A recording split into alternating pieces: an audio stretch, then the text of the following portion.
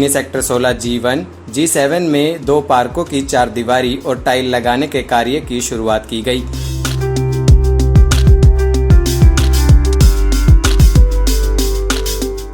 इस अवसर पर स्थानीय RWA द्वारा कार्यक्रम का आयोजन किया गया, जिसमें पूर्व standing committee chairman Parvesh Wahi, पूर्व chairman Rohini zone Manish Chaudhary, Rohini zone chairman Alok Sharma विशेष रूप से आमंत्रित थे। कार्यक्रम की अध्यक्षता स्थानीय निगम पार्षद विनोद महेंद्रू ने की। कार्यक्रम शुभारंभ से पहले रोग प्रतिरोधक क्षमता बढ़ाने वाला काढ़ा उपस्थित सभी लोगों को वितरित किया गया। आज जो ये कार्य उनके क्षेत्र में हुआ है, सेक्टर 16 में जो 2 पार्कों के लिए काम किया है, इसके बारे में आप क्या कहना चाहेंगे सर?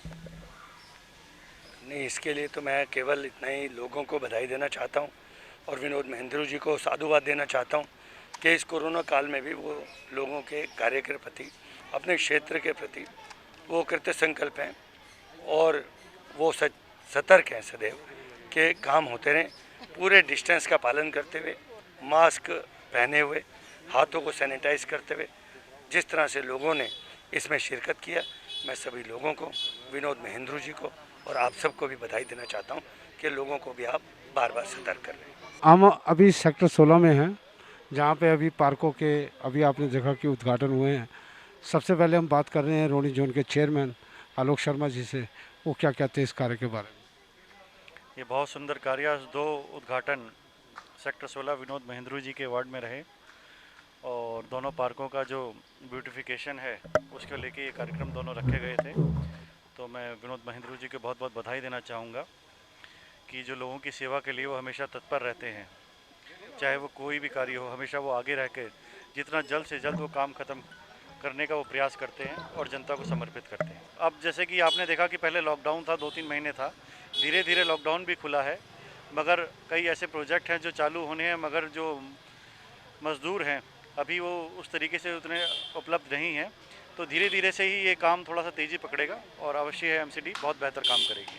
अब हम बात करना चाह रहे हैं पूर्व चेयरमैन मनीष चौधरी जी से, और जो यहाँ से विधायक का चुनाव भी लड़े हैं, हम उनसे भी जानना चाह रहे हैं कि क्योंकि ये जो कोरोना से पहले आप यहाँ चेयरमैन थे और ये जो बजट आया है या जो भी यहाँ कार्य हुआ है, इस बारे में ज़रूर जानना चाहें।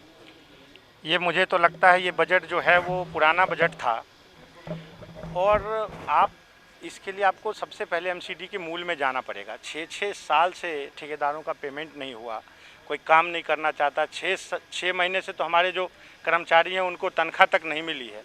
आज भी मेयर ने उसको लेकर के एक बैठक की है और हम लोग अभी दिल्ली के मुख्यमंत्री से मांग करना चाहते हैं कि जो हमारे बचे हुए पैसे हैं MCD के, वो कम से कम रिलीज़ करें, ताकि आपने कोरोना काल में देखा है पूरे इसका सिविक एजेंसी का एक ही विभाग सिर्फ MCD था जो ग्राउंड पे था। चाहे सैनिटाइजर करने की बात हो, चाहे नाली साफ़ करने की बात हो, चाहे झाड़ू लगाने की बात हो, तो सिर्फ MCD और MCD ग्राउंड पे दिख रहा था और कोई भी डिपार्टमेंट सड़क पे नहीं था। कोरोना काल में जिस पे MCD कह रहा हमारे पास फंड नहीं है, आपने आज यहाँ योजनाओं की शुरुआत की है।